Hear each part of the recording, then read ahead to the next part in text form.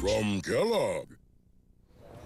If you haven't ridden the New York City subway in the dead of winter without pants, well, you haven't lived. Or at least you're not a member of Improv Everywhere, an intrepid mob of merry pranksters who are staging pranks all across America.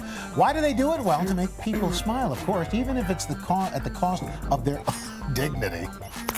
Charlie Todd is the founder of Improv Everywhere. He's got a new how-to book called Causing a Scene, Extraordinary Pranks in Ordinary Places. He joins us this morning. Charlie, how are you? I'm doing great.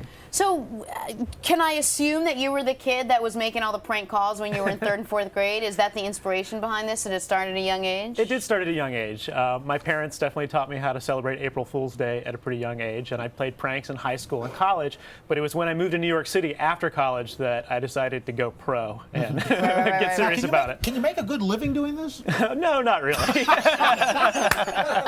You know, Improv Everywhere is... it's a website. It's not a for-profit website. It's a website for fun. It's a website where we go and do things that are out of the ordinary, that are pranks, but when people hear pranks, they think that it's mean-spirited or that somebody has to be embarrassed or humiliated. These are things that are designed to make people smile and to give somebody a good story to tell. Okay. So you wrote a book. It's more like a how-to guide on how to, I guess, put together a big prank or whatever. And you've sort of gone over a couple of the better ones that you've done. And your first rule, you say, is do your recon work. Do not go into a prank blindly, right? Yeah, absolutely. That could lead to trouble. Yeah. So the new book is called Causing a Scene, and it has the behind-the-scenes stories of all of the pranks that we've done over the last 8 years. What you're looking at here is a prank we did called High Five Escalator. This is here in New York City at 59th Street, where you have to transfer from the E train to the 6 train. Busy. Yeah, very busy, especially in the morning. I put up actors with these signs saying, "Rob wants to give you a high five." At the top of the escalator, there's Rob. That's my friend Rob Lathan, and he gave 2,000 high fives in 45 minutes. He needed a lot of hand lotion after that. He washed his hands before and afterwards. Matt could never do that. Matt would never do that. So the idea is to take a boring, depressing place like the subway at 8:30 in the morning where you're having to transfer with a herd of people and try to get people to laugh and smile and do something hilarious. Now, your next tip is on handling interrogation. Everybody should get their story straight. Absolutely. Now, I do pranks sometimes that have hundreds or even thousands of people. Oh, so it's important for everybody to get on the same page. So this is our Best Buy prank, or we call them missions on the website.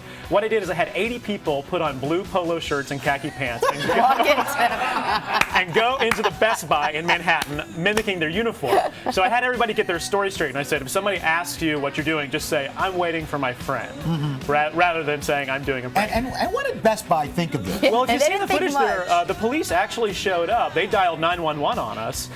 Most of the employees thought it was really funny, but the security guards did not. So the cop showed up and had to explain to the Best Buy management that it is not illegal to wear a blue polo shirt and khaki pants. Maybe bad taste, but definitely not illegal. Yeah, exactly.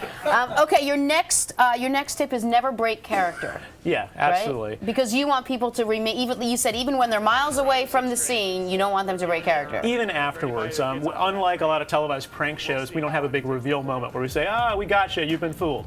Instead, we like to disappear and just give people this weird New York experience. What you're seeing now is the human mirror. I had 15 pairs of twins sit across from each other on the subway. You see that woman's reacting. So they dressed exactly alike. They're identical twins, and they mimicked each other 100%. So for everybody that got onto this 6 train in Manhattan, they thought they were seeing a human mirror. And it was important for the twins. If they were asked, what are you doing? They were just supposed to respond like, I don't know what you're talking about. I don't see the mirror. Oh, no, that's great. And the last bit of advice is something that we actually should pay attention to on this show is don't be a total jerk. Absolutely. Yeah, as I said before, Improv Everywhere is about doing things that are positive, that are about just giving somebody a unique experience and a great story to tell. You're seeing footage now of Frozen Grand Central, which is probably our most well-known video on YouTube. What we did is we had 200 people freeze in place at the exact same moment in Grand Central Terminal here in New York. So simultaneously, everybody froze for 5 minutes. All the commuters who were in the train station that day... You touched him. I love that. All the commuters thought that time had just stopped for some reason. And then when it was over, everyone just disappeared and walked in a million different directions. Wow. We should mention you've never been arrested, although the cops have been called a couple times. Yeah, I've been in handcuffs a couple times, but... but what about the pranks? Yeah. That's in my private life, okay. Yes. Charlie, Todd, thank you so much. You can find excerpts of Causing a Scene on our website at todayshow.com. It's a great book. Check it out when we're back in a moment. But first, this is Today on NBC.